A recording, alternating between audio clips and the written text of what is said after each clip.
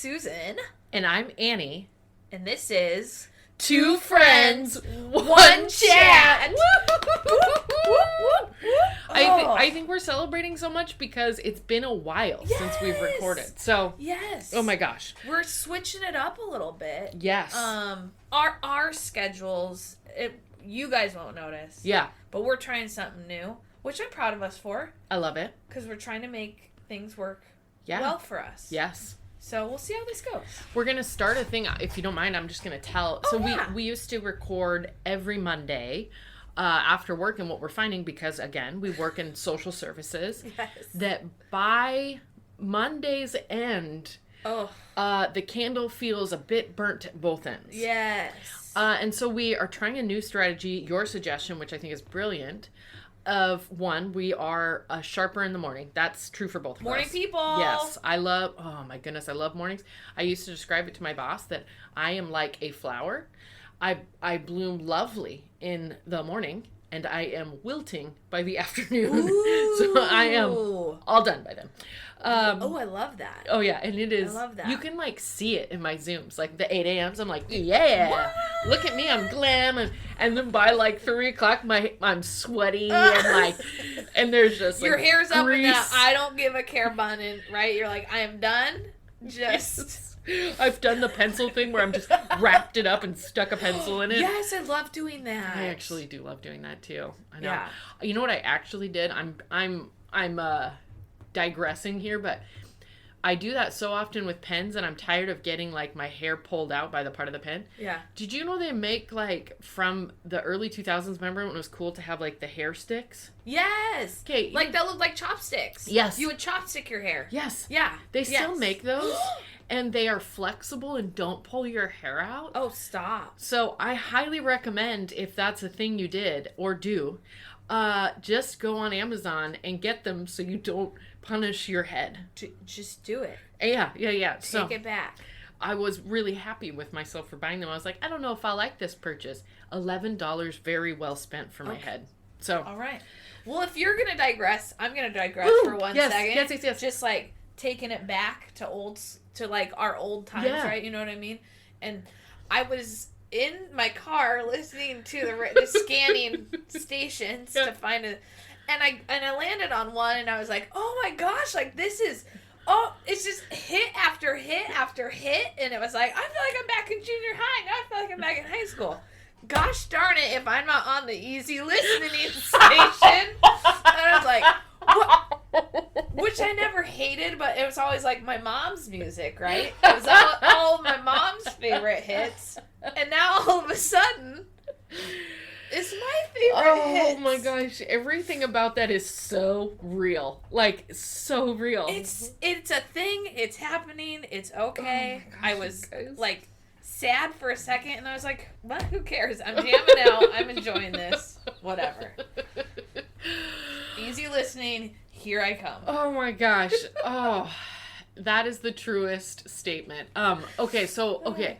We are now trying to do Saturday mornings together where we're going to block off and hopefully get a couple different episodes recorded. Yeah. For a couple of reasons. We found that a lot of times, like today's episode, we are going to add to our fight, flight, or freeze episode. Right. And so we're learning that there's a lot of compounding ideas that might be better if we recorded them in block sessions. Yes. Plus, we're fresh, we're bright, we're having a good time in the morning. And we get to spend more time fact. Now we get to really hang out all day. Oh, it's so nice. Which is hopefully nice for you, the listener, but amazing for us. It really. Is. It's really all about us. Oh, I am super excited about this format. I also just feel rested and excited, right? And so we're gonna try it out, and I'm pretty jazzed. Yeah. But today's episode, I would like to start with a story that I'm super proud of. Okay, I first of all, yes, yeah, and also yes for sharing your proud stories. Oh my gosh, do you know what I mean?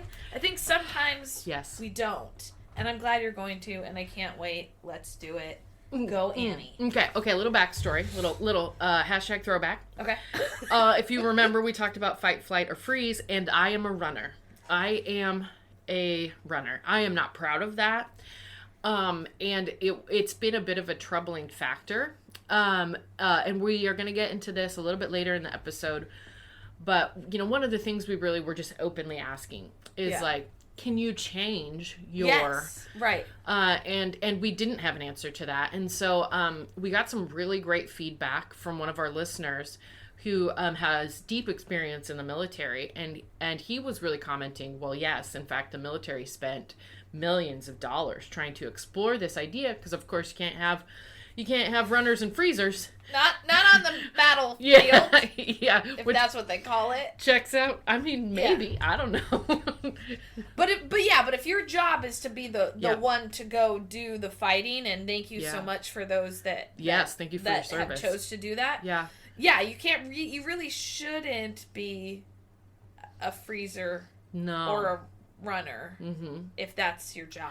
And honestly, not even a fighter, right? Like, you can't. Sure. You need to be able to, like, hold regulate yourself. Yeah. Yes. Yeah. And so we'll dive into that a little bit later in the episode and kind of some of the cool things we're going to be trying. But before all of that, I have to tell a story, and Get ready. It's wild, and awesome. Okay, so Aaron, my husband. Yeah. We have 3 dogs. Everybody knows that. We love them. They're so cute. And possibly intense. This story could possibly be intense for some people. Yes. Yes. Oh, yes. Thank you. I didn't even think of that. I'm like so excited to tell it. Tell your portion. Yeah. My portion is less traumatic. This will all make sense. You'll get it. Okay. Here we go. We're going. We're doing it. Here we go. We live in a very sleepy neighborhood. I make jokes about how my life is boring. Please know, I am very pleased. I've experienced trauma in my life, and I love living a boring, predictable life. Like, I love it. So we go to walk our dogs, and we get like 2 feet outside of the house, and a red Charger or Challenger, I can't remember which car it was, drives by, and we hear in the car a woman screaming, not like a half scream, no laughter, no nothing, just full blood-curdling help, he's kidnapping me. And yikes. My reaction was not to run.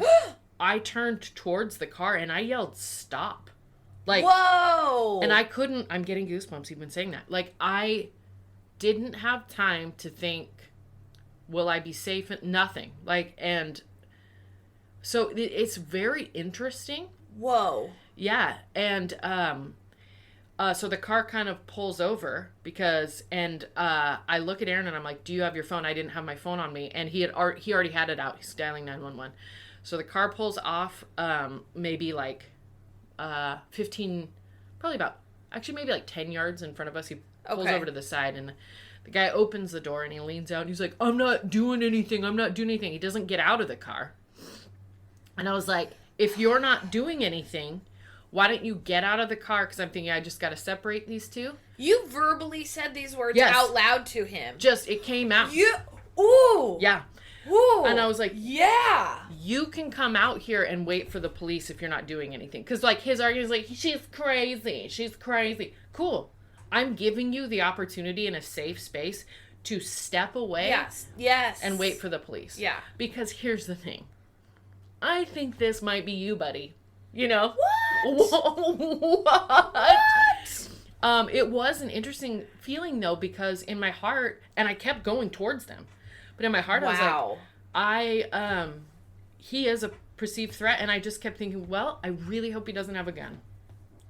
Because you're like, but you're in it already. And my body is like not stopping, but my mind's like, hopefully not. Hopefully this works out okay. This is a very weird circumstance I've never been in before. Wow. So Aaron's on the phone with the police. And the guy's like, I'm not doing anything. And Aaron's like, I'm just so you know, like the police are on the way. Like you can come out. You know, like the lady gets out. She comes over. He drives away. Thankfully, Aaron had the foresight. My situational awareness was just to get this woman out of the car. Zoned. Yeah. Yeah. But Aaron was awesome. He's on the phone with the police, and so he has the foresight to get the license plate number. Perfect. And so he gets the license plate number. I make sure the lady's safe. She comes around, and then we sit and wait for the police to be called. And it had a tremendously wonderful ending. Just the woman was okay. Wow. She totally knew her assailant. The police let us know that they were going to arrest him once they found him. Right. Sounds like there's a lot of history there. As there is, you know. Yeah, history with like this. I don't think this is this gentleman's first run-in with the police. Yeah, probably not. Probably not. Probably not. But I will say, a super sweet lady. It was an honor to really to serve her and be like, this was a very traumatic situation. What can we get you? The police were great. They took our statement, her statement, and then took her back to her home. And that was, I didn't exchange like phone numbers with the lady or anything. Yeah. So I just was super excited that when another female was in danger, fight was my first response. Wow. Like, it was just like this, like... Well, that was my question for you. Do you think it was the situation? Yeah. Or have you been, like, working on trying to change? I haven't done any real work except for just contemplation. So I think this was... And we have neighbors that have these very large pit bulls that they have trained to be watchdogs, and their fence is shit. Sure. So, I get scared and try to run every time they charge the fence. Sure. So there is still this running instinct in me. Yeah. Like, but apparently not when I don't feel like I'm the one in the direct perceived threat. There you go. Yeah. Okay. So it's I guess it made me feel a lot better because I thought I was kind of a coward. Right. And it, you are not. But okay. First of all, thank you. That's really sweet. I never would ever give you that label ever, but wow. Okay. It was absolutely the wildest thing that could have ever happened. Wow. I mean, you just don't expect to take your dogs on a walk. I mean, you guys, our neighborhood is like the sweetest neighborhood. Yeah, never would I think ever that. Oh my gosh. Ever. Yeah. And so, maybe like a shake in your finger at a car driving too fast. I could see that in your neighborhood. Totally. Aaron's like 40 going on 100, and so he does that all the time. Which is awesome. Slow down. But it was also an interesting, because, no one will ever fit specifically into different buckets. Sure. So I think that people can have multiple reactions to survival, because I think you would do the same thing in that situation. I don't think you would freeze, or, I don't think you would drop to the ground. No. I think you would do something, 100%. Yeah. 100%. I think it's all like everything is, right? It's a spectrum, right? And we fall within a certain area. Yeah. But there's movement, there's flow, there's the ability to do what needs to be done. Yeah. And every situation's going to be a little bit different, right? Yeah. And I think you're right. The threat wasn't at you. Nope. You had someone else with you. I think that is another thing that really changes your instinct. Yes. Am I by myself? Yeah. My instinct is probably always going to be to freeze. Yeah. Because I don't feel... Yeah. I can't fight, and there's no one here to fight with me. Yeah. Right? But if there's people around, I think then maybe we can tend to be like, oh, well... Yeah. Someone will see if I get kidnapped or punched in the face or whatever this is, but... Yeah. Wow. Yeah. My first instinct was someone needs a phone, right? Because if I had been by myself, first of all, if I ever walk by myself, I will always have my phone on me. Of course. But Aaron was there, so I was like, I know he's got a phone. Actually, I didn't know, but I was like, he's a little more responsible than me, so he likely has probably a phone. Had a phone. And I was right, and so that's really good. Because had it not been, I would have run back into the house, got a phone, and basically been like, Aaron, keep tracking them. Yeah. I gotta get a phone. But we were okay. So it was odd for sure. But it really brought my mind to kind of thinking about these different ideas. And then, so we have two other big points we want to talk about today. So many points. Yeah. So you're welcome. We're getting clinical today. We are getting clinical, and this is really exciting because this is where we get to the experimental phase of our podcast. Yes. Okay. Life is an experiment, guys. It really is. Just roll with it. And it's okay if your experiment fails. It should. It should. Sometimes. Mm-hmm. That is true science. That is true science when it fails. Okay? Then we really know we're doing scientific method work. I just pulling out that 8th grade science book right now. I loved it, and all I'm seeing is you in like a white lab coat with the goggles on and a beaker, a little beaker with like green, and it's like it's like steaming over. Yeah, yeah, because it's science. Science. It's science, Annie. Wow, I think we should hashtag throwback. Hashtag throwback. We might. You guys, when Susan said that, I need you to know what her physical presentation was, and then maybe catch you up a little bit. Okay, then I'll tell the story. Okay. Well, Susan had her hands up, both of them, and said, "It's science." Yeah. And there was a time. I'm not admitting to anything. Okay. Hypothetically. There was a time. I actually am not sure we should even tell this story because it's not okay. It's totally not okay. You're right, but I ask permission a lot of the times also. Actually, yeah. That's not even a lie. Okay. Okay, so we'll tell the story. Okay. So hypothetically, when Susan likes to drink. And Annie. Mm-hmm. Yeah. Mm-hmm. For some reason. When we were single. Mm-hmm. For some reason. Yeah. My hands. Yeah. Would like to. Yeah. Slap a little booty. Uh-huh. Of people. All of this is true. Mm-hmm. I can contest. Yeah. It felt like something that just like I had to do. Mm-hmm. Mm-hmm. And I'm gonna agree with Annie. There may have been times, but we all make mistakes, right? All make mistakes. That maybe consent was not asked for. Probably happened occasionally. Yeah, I would say actually for the most part though, you would literally drunk go up to people and ask if you could slap their butt. Yeah. And it's more a club often setting. Than not. Everybody was into in the street. That is actually true. We would true. do it leaving the bars too. For sure. But I think you're right. I would. 100% you would. I can't see myself just slapping someone's butt without asking. I know one time you were not with me. I was at a bar. And there was probably 4 or 5 guys there just sitting at the bar. And I literally went up to the entire group and asked, and then like booty slapped down the line. Anyway, so my excuse when I'm drunk is that it's science. Oh my god! Like I can't. It's science. It happens. My hand. It's just like drawn. It's drawn. Yeah. I will say though, it's science with consent, which is like the most social worky thing about you. Is like, I really want to slap your butt. Can I? Yeah.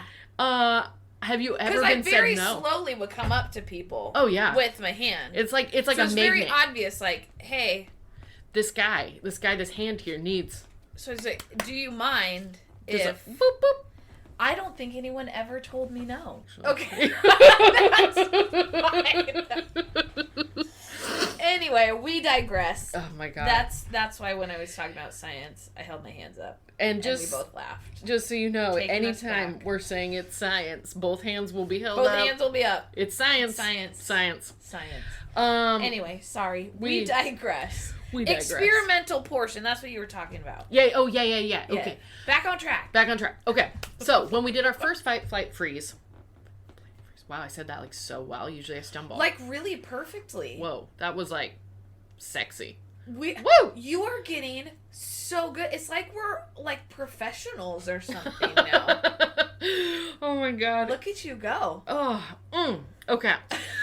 We got this really good feedback again from one of our listeners.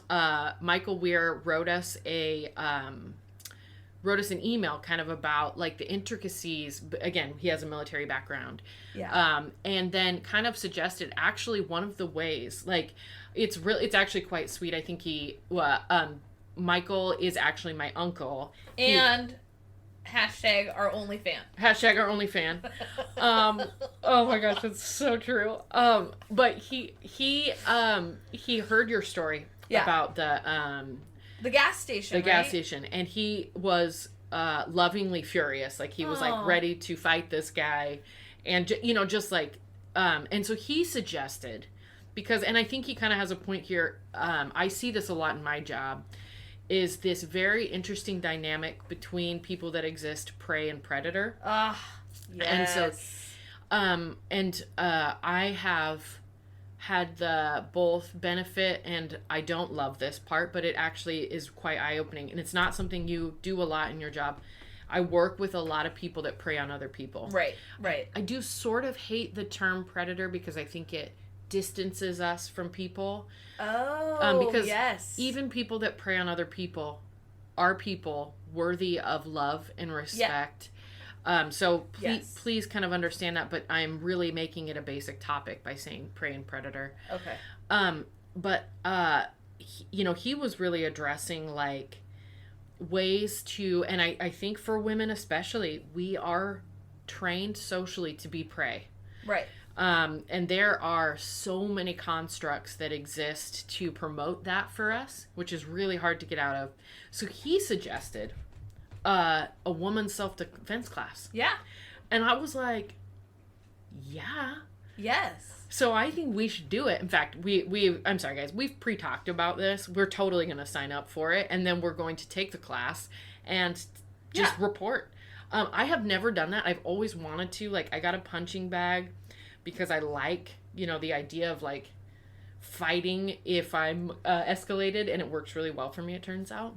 Yeah. But I want to learn like how to use someone's strength against them, because of course, if you are sex assigned at birth female, statistically you have 70% less upper body strength than if you're sex assigned at birth male. That's just kind of how our hormones work.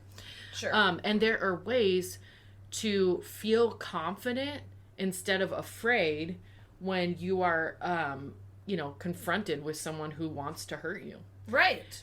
And I think that confidence can kind of bleed into other areas. So I'm jazzed for us. I am almost excited. A little scared. Almost excited. I'm scared. I'm very nervous. Okay. But I do like the idea. Yeah. I'm always one for trying stuff out, experimenting. Yeah. Let's see what comes from it. But I'll admit I'm nervous. I think that's fair. Yeah. I love that openness of like pre-talking through all your feelings. Can I big picture? Can I zoom out for 1 second? Please do. And which may or may not lead to another episode at another time. Yeah. While I'm totally on board with this, totally love it, understand, agree. Yeah. Also, let's remember, like, it's still not okay to touch people. I think sometimes we get very much stuck on, here's what you need to do to protect yourself. Yeah. How about you stop touching people? Yes. How about you stop? How about we address that instead of me having to go through all of this. Yeah. How about we as society say no? Yeah. We don't do that. I think that anyway, but yes, but I still agree with everything we're gonna do. I think that's really important to touch on, because there is such a fine line between promoting self-reliance and victim shaming. Yeah. It is extremely thin. Very thin line. Yes. And a little blurry. Very blurry. So I think it's important to verbalize that. Like, one, and again, none of that was your fault. Right.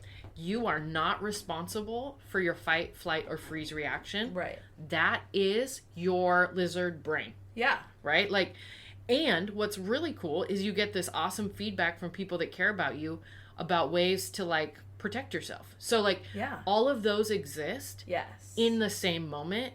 And I think sometimes things like that can be really hard for people, and they might, well, I know societally we dip really hard into victim shaming. Like, we are very guilty of that. So I'm glad you addressed that, because it's really important that our viewers and our listeners understand that, like, this is not your fault. If you have been a victim of sexual assault on any level, your fight, flight, or freeze reaction is your body protecting yourself. Yes. You are not wrong. Yes, there is no right or wrong. And I'll be honest, I've even learned to, like, very much love and accept my freeze. Good. Because I recognize that it is what feels safest to me. Yep. Yep. That feels like this is how I'm going to make it out of this if I just freeze. Yeah. And let whatever happens, and then I get to go. Yeah. Right? So I think that took me a really long time to like really embrace my freeze. Yeah. And recognize that it's doing a job for me. Absolutely. It's not wrong. I didn't pick the wrong way to react no. in the situation. It's my body's instinct to survive. So I can't be mad at that. And you shouldn't. Yeah. I think what you'll learn, and this is again because I have spent a ton of time working with perpetrators. Yeah. Is that freeze can still be your survival lizard brain choice. And like there are ways to identify people that are intentions, because I know you. Yeah. You believe in people, and I think probably only good. I was going to say see the good. I know. And I think a lot of people that listen to this podcast will be in your shoes, right? Like they're like, I just want to be better and to learn these skills, and everyone's wonderful.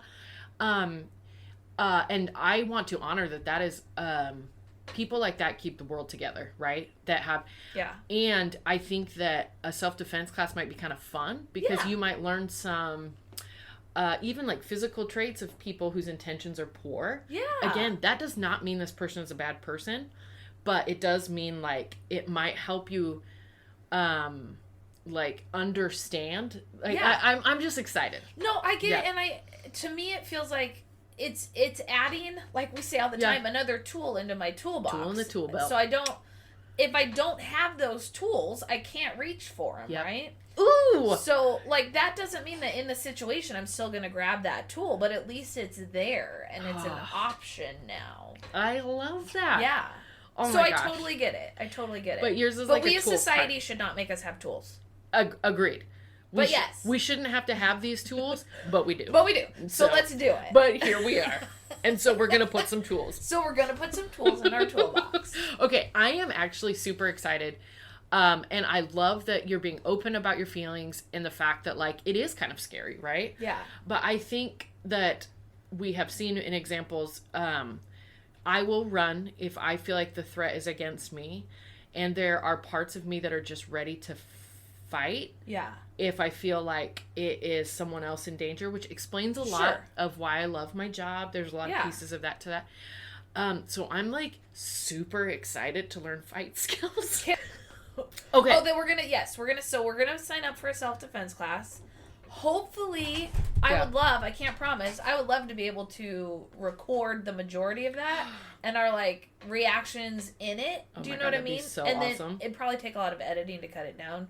But I think that'd be a super cool kind of in the moment reaction to what we're doing.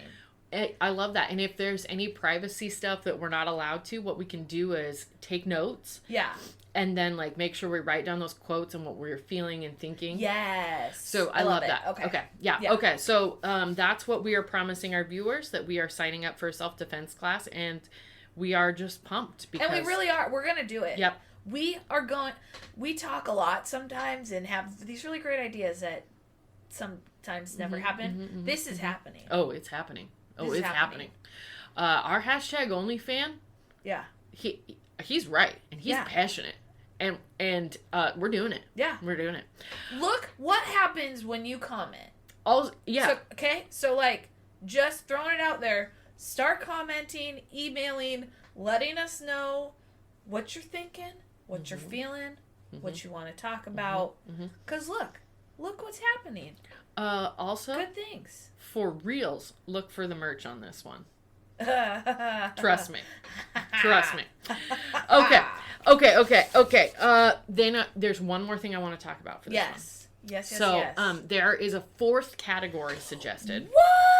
What? Okay. It's science. It's science. Progressing. Evolution. We don't have to be stuck. Yeah, that's right. In what we thought was true. Look, we're learning new things. A new one. Okay, let's hear about this new one. And I think, what I love about this theory is we touched on this a little bit, that I thought that there was a fourth category, which is almost the inverse of this one. So I really believe that there's actually a fifth category. There's probably a lot of them. So oh, sure. There always is. This one is fawn. Okay. So if you think, so like, people please. I say that too. Yeah. It makes it a little easier if you say like fight, flight, freeze, people please. But you can also, if you want to go all F's, fawn. So it's like, when you are in a stressful situation, what you are going to do is basically people please your way out of it. And I see this a lot in kiddos that have experienced trauma. This is an absolute go-to. And I always warn caregivers that actually, like, a kiddo that's going to, they are in fight or flight. Like, this, which is so interesting. I didn't even know. In your line of work, yes. Every kid that you are working with is definitely in survival mode, 100%. And I relish the day when that starts to peel away and they start to, like, be combative with their caregiver. Now, if you have a normally developed brain, what you're going to think is this child is behaving poorly, when actually this child is coming out of fight, flight, or freeze, fawn, and they're actually being comfortable enough to push back. That gives me goosebumps thinking about them, like... Yeah. Their little brain blossoming. Getting safe. Yeah. Which comes out like them getting sassy or... Yeah. I've just decided I'm not doing my homework. And I think that actually is a huge roadblock for a lot of caregivers. And so, again, I say this all the time. If you are working with anyone that's experienced trauma, not just children, I mean anyone. Yeah. And if you're a boss or you supervise people on any level, I highly suggest taking TBRI or watching a couple videos. And that's trust-based relational intervention. And I talk about it a lot. Yeah. But it really helps you understand and work with people that are stuck in that lizard brain. Yeah. And why that is. And it is usually because when they were a kid, they experienced that. And so that part of their brain is really overdeveloped. So, wow. Okay, so I have chatted a lot, but I want to go back a little bit to this people-pleasing piece. And I definitely see times I fall into that category. Oh my gosh. Yeah. I think I'd maybe barely heard about this before, so I hadn't really thought about it. But now that, like, you're saying it and explaining it, I'm kind of, like, my mind's a little bit blown. Yeah. Sometimes I wonder, well, and tell me if I'm wrong. I think you can just be a people pleaser by nature. It doesn't have to be this instinctual survival piece. But I'm like, noting in my head, I'm going back and thinking... I'm not, because at first I was like, I'm just a people pleaser by nature, but I do think there have been some times where maybe it really was survival. I think it was instinctual. Agreed. Wow. And I think for me, it is, and I think, you know, as I'm like contemplating this and really thinking on it, I think there are a bit of levels, because I think that I do, as I feel a threat sort of building, I will try people pleasing first, especially if it's over long periods of time and not like a bear in the woods kind of a thing. Yeah. So, I think I have a lot more to contemplate on that, and I'm wondering how taking a self-defense class may maybe help train a little bit of that out of me, because I think it's a very prevalent piece in my life. Yeah. Like, so I think it's going to be interesting for me to think more about, and I'm excited to introduce the idea. Yeah. And I certainly see it in people I serve. Absolutely, I see it. Well, and it's making me think, like, I've noticed recently just in this last year at work, and obviously I don't feel like my survival is threatened at work, but it's high stress, right? And just recently this last year, I've noticed that I've started, like, pushing back more, and like, we shouldn't be doing that, or that's not okay, or we need to address this thing. And not normally with my clients. I'm talking more within the systems. Yeah. And you kind of saying how when we're out of that survival people-pleasing mode, we start pushing back. Yeah. And it's making me think, like, maybe, like, on a different level, that's what's happening, is that I'm out of survival stress mode in this job. Like, I'm not going to lose it, or I'm not good at it, or, like, no, I'm done with all that, and now I'm going to push back a little bit. And make beautiful system changes? Make beautiful system changes! I'm actually, like, about to, like, launch into...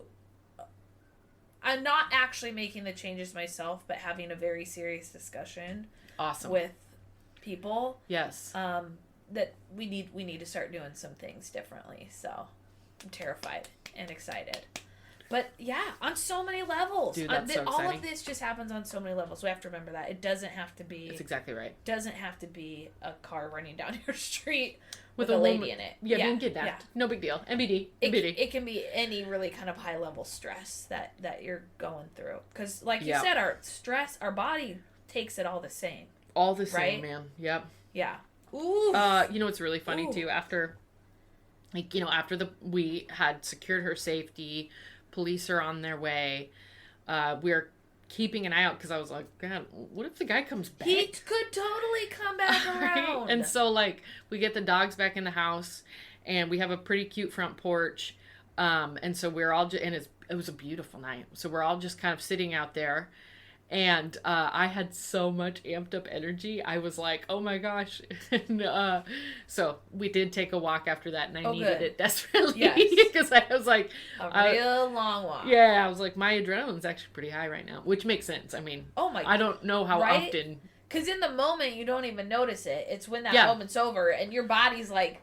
shake, like it's like, what is going on? Totally. I kept like standing up and sitting down, and then I was doing like air squats, and Aaron's like, you got some energy. And he's just like cool as a cucumber.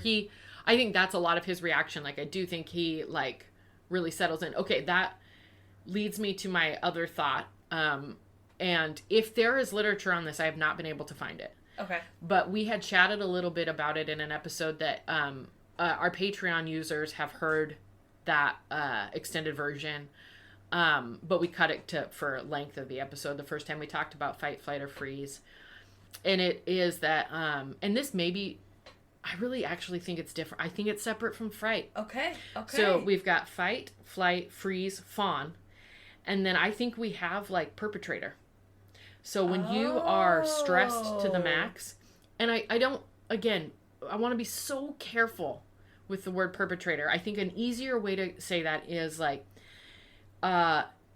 when you are in your lizard brain, you must control your surroundings. So maybe control might be a better name for it. Oh, I like that. And I think because we are so relational, 80% of our brain is driving towards relationship, that comes out to your partners, and that's where we see a lot of domestic abuse. Yes. We see, and we, there are a lot of things I think that would prove this theory, but one of them is, on